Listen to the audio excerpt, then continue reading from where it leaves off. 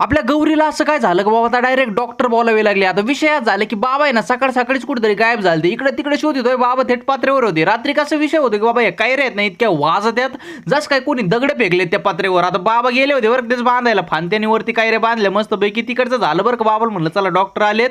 आता डॉक्टर आपण यांच्यासाठी बोलावले होते का आपल्या गौरीला आहे ना लावून पुरे 3 महिने झालेत बरं का. ती गाभण आहे का नाही ते चेक करायचं होतं मस्त पैकी. डॉक्टरने चेक केलं बरं का. डॉक्टरांनी गायकडे बघितलं ना. डॉक्टर म्हणाली गाय 100% गाभण आहे बाबा. आता नेमकी त्यांनी ओरिजिनल चेक केलं ना तेव्हा त्यांना कळलं की बाबा आपली गाय आहे ना नेमकी गाभण नाहीये.